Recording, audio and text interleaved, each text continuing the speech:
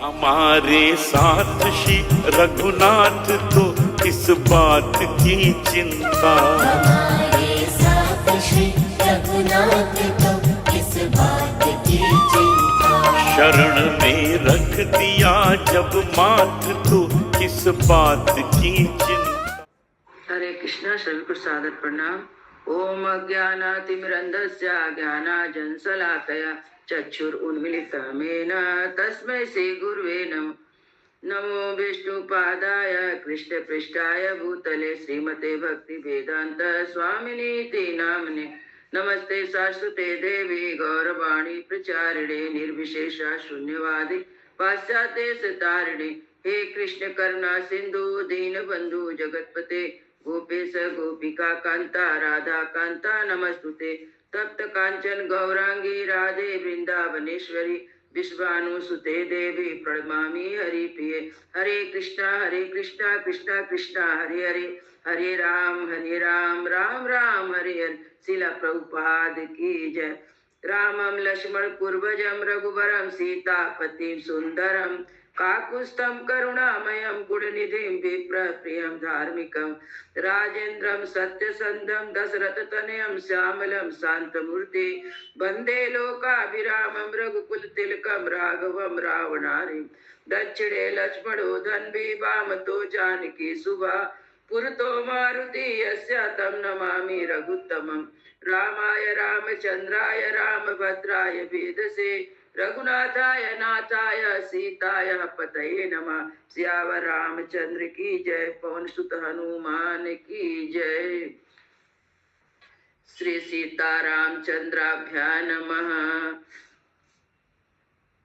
आज पंचमा सर्ग का पाठ करेंगे। पीछे चतुर्थ सर्ग में हमने देखा कि वाल्मीकि मुनि 24,000 श्लोक, 500 सर्ग और 7 कांडों का प्रतिपादन किए। वाल्मीकि रामायण ने लिखा 24,000 श्लोक और 500 उसमें सर्ग और 7 कांड। अब उनके मुनि ने सोचा, मन में सोच रहे हैं कि कौन ऐसा शक्तिशाली मनुष्य होगा जो कि इसको गा के सुना सकेगा, क्योंकि संस्कृत में लिखा हुआ, कौन इसको गा के सुनाएगा। वो ऐसा सोच ही रहे थे। उसी समय लव कुश मुनि के भेष में आके वाल्मीकि मुनि को प्रणाम करते हैं।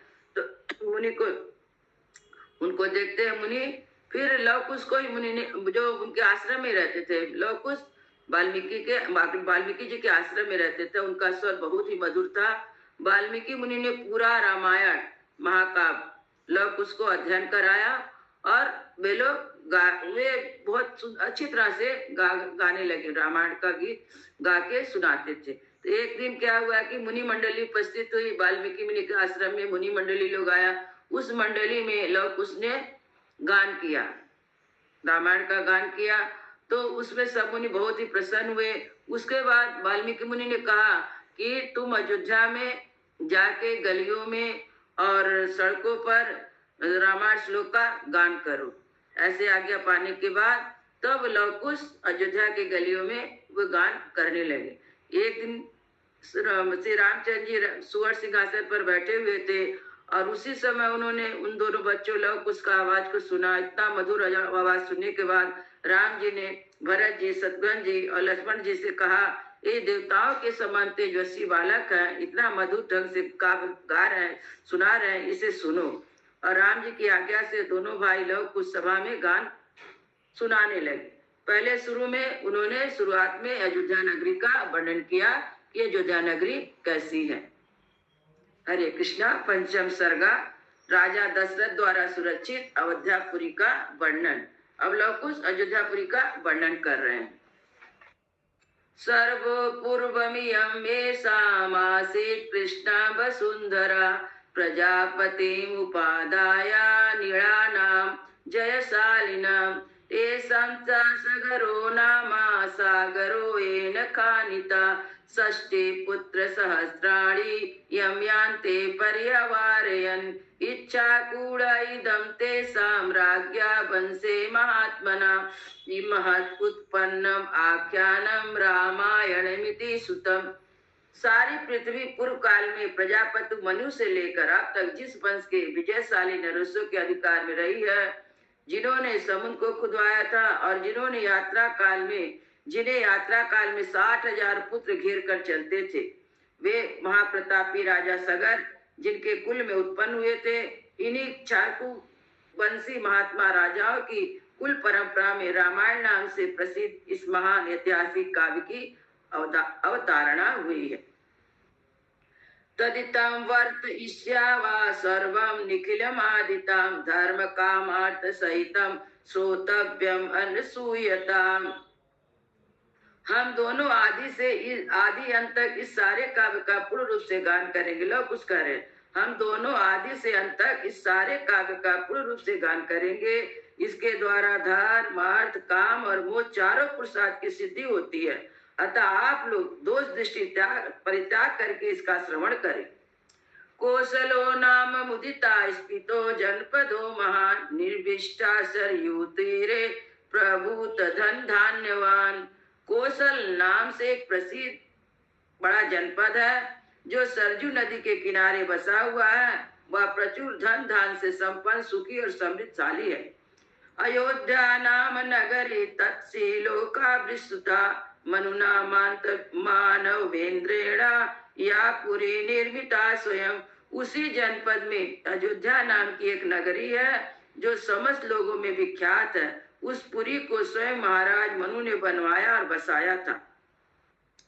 आयता 10 तद्वेच योजनानि महापुरी श्रीमती त्रीणि विस्तारणम शोभक्त महापता। वह शोभाशालिनी महापुरी 12 योजन लंबी और 3 योजन चौड़ी थी। वहाँ बाहर के जनपदों में जाने वाले जो विशाल राजमार्ग था उभय पार्श्व में विविध वृक्षों वालियों से विभूषित होने के कारण सुस्पष्टता अन्य मार्गों से विभक्त जान पड़ता था। राजमार्गेण महता सुभक्तेन शोभिता मुक्त पुष्पावकीर्णेन जलसिक्तेन नित्सया। सुंदर विभाग पूर्वक बना हुआ महान राजमार्ग उस पुरी की शोभा बढ़ा रहा था। उस पर खिले हुए फूल बिखेर जाते थे। उस पर फूल खिलता था जैसे लगता बिखरा हुआ, जो प्रतिदिन उस पर जल का छिड़काव होता था। तातुम राजा दशरथो महाराष्ट्र विवर्धना पुरी मां वासयामासा देवी देवपतिर्यथा। जैसे स्वर्ग में देवराज इंद्र ने अमरावती पुरी बसाई थी, उसी प्रकार धर्म और न्याय के बल से अपने महान राष्ट्र की वृद्धि करने वाले राजा दशरथ ने अयोध्यापुरी को पहले की अपेक्षा विशेष रूप से बनाया था।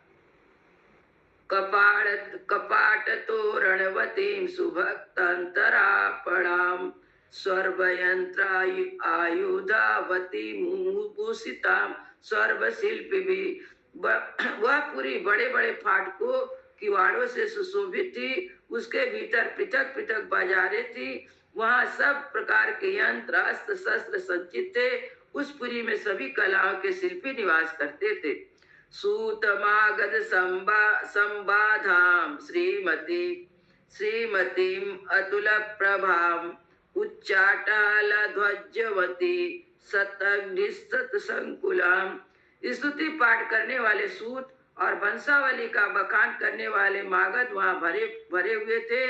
वह पूरी सुंदर शोभा से संपन्न थी। उसकी सुषमा कहीं तुलना नहीं थी। वह ऊंची ऊंची अट्टालिकाएं थी जिनके ऊपर ध्वजा फहराते थे। सैकड़ों तोपे से वह पूरी व्याप्त थी। सैकड़ों तोपों से वह पूरी व्याप्त थी। वधु नाटक संघेश्च संयुक्ता सर्वतापुरी उद्यानाम वृणोपेतो महतीम साल में कलाम। उस पुरी में ऐसी बहुत सी नाटक मंडलियां थी जिनमें केवल स्त्रियां नृत्य और अभिनय करती थी। उसी नगरी में चारों ओर उद्यान तथा आमों के वृक्ष थे। लंबाई और चौड़ाई की दृष्टि से वह पूरी बहुत ही विशाल थी तथा साकू के वन उसे चारों ओर से घेरे थे। दुर्ग गंभीरा परिखाम दुर्गम अन्य दुरासदाम बाजी वारणा संपूर्णाम गोभी उष्टेश खरेश तथा। उसके चारों ओर गहरी खाई खुदी थी जिसमें प्रवेश करना या लागना बड़ा कठिन था। वह नगर दूसरों के लिए सर्वथा दुर्गम और दुर्जय था। घोड़े, हाथी, गाय, बैल, ऊंट, गधे आदि उपयोगी पशुओं से वह पूरी भरी पूरी थी। समंत राजा संघश्च बलि कर्माभिरावृतां नाना देश निर्वासिश्च वाणी भिगृपुपशोभितां। कर देने वाले सामंत नरसों के समुदाय उसे सदा घेरे रहते थे। भिन्न भिन्न देशों के निवासी बस उस पुरी की शोभा बढ़ाते थे।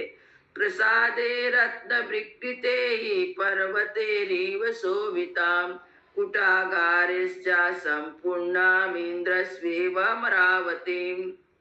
वहां के महलों का निर्माण नाना प्रकार के रत्नों से हुआ था। वे गगनचुम्बी प्रसाद पर्वत के समान जान पड़ते थे। उनसे उस पुरी की बड़ी शोभा हो रही थी। बहु असंख्यक कुटागारों, गुप्त गृहों अतः स्त्रियों के क्रीड़ा भवन से परिपूर्ण नगरी इंद्र की अमरावती के समान जान पड़ती थी। चित्रमष्टपदाकारं वरनारी गणामितं सर्वरत्न समाकीर्णां विमान गृह शोभितां। उसकी शोभा विचित्र थी। उसके महलों पर सोने का पानी चढ़ाया गया था। श्रेष्ठ एवं सुंदरी नारियों के समूह पुरी की शोभा बढ़ाते थे। वह सब प्रकार से रत्नों से भरी पूरी तथा सत महले प्रसादों से सुशोभित थी। गृहगाढ़म इच्छे छिद्रां संभूमि निवेशितां शाली तंडुल संपूर्णम इच्छुका कांड सोदकाम। पूर्ववासियों के घरों में उसकी आबादी इतनी अधिक हो गई थी कि कहीं थोड़ा सा भी अवकाश नहीं दिखाई देता। उस समय समतल भूमि बसाया गया। वहाँ नगरी जड़हन धानों के चावल से भरपूर थी। वहाँ का जल इतना मीठा स्वादिष्ट मानो ईख का रस हो। दुंदुभि मृदंगेश्च बीड़ाभि पड़वेस्तथा नदिता भीषम अर्थम पृथ्वीव्यां तामनुत्तमां। भूमंडल की वह सर्वत नगरी दुदुम्बी, मृदक, बीड़ा, पड़व आदि बाड़ों की मधुर ध्वनि से अत्यंत गूंजती रहती थी। विमानमिव सिद्धानां तपसाधिगतं दिवि सुनिवेशतवेश्यामान्ता नरोत्तमा समावृतम्। देवलोक में तपस्या को प्राप्त हुए सिद्धों के विमानों की भांति उस पुरी का भूमंडल में सर्वोत्तम स्थान था। वहाँ के सुंदर महल बहुत ही सुंदर ढंग से बनाए गए और बसाए गए थे। एचावाणी न विद्यन्ते विविक्तमा परापरम शब्द विद्या साविततम लघुहस्ता विशारदाः सिंहव्याल वराहाणां मत्तानां नदतां वने हन्तारो निसते हि शास्त्रे हि बलात् बहुबलेरपि तादृशानां सहस्ते हि ताम विपुण्य महारथे पुरीमावासयामासा राजा दशरथ तथा।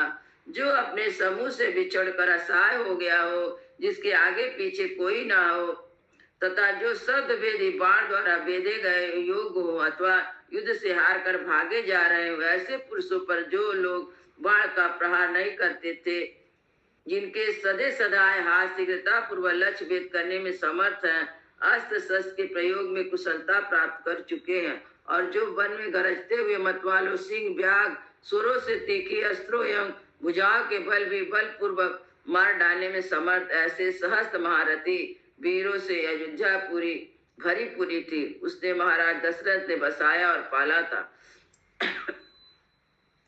तामग्नि मद्भि गुड़ा वपद विराविताम दुजोत्तमे वेदेशा संड पारगे सहस्रे देहि सत्यरते ही महात्मा भी महर्षि कल्पे ऋषि विश्चा केवलम। अग्निहोत्र, समदम और उत्तम गुणों से संपन्न तथा 6 अंगों सहित संपूर्ण वेदों के पारंगत विद्वान श्रेष्ठ ब्राह्मण उस पुरी को घेरे रहते थे। सहस्त्रों का दान करने वाले और सत्य में तत्पर रहने वाले थे। ऐसे महर्षि कल्प महात्मा और ऋषियों से अयोध्यापुरी सुशोभित थी तथा राजा दशरथ उनकी रक्षा करते थे। इत्याते श्रीमद् रामायणे वाल्मीकि आदि काव्ये बालकांडे पंचमः सर्गः। इस प्रकार से वाल्मीकि निर्मित आर्ष रामायण आदि काव्य के बालकांड में 5वां सर्ग पूरा हुआ। मंगल भवन मंगल हारी द्रवहु सो दशरथ अजीर बिहारी। राम सिया राम जय जय राम। राम सिया राम जय जय राम। श्यावर रामचंद्र की जय। पवन सुत हनुमान की जय। सब संतन की जय। सब भगतन की जय। जय जय सीताराम।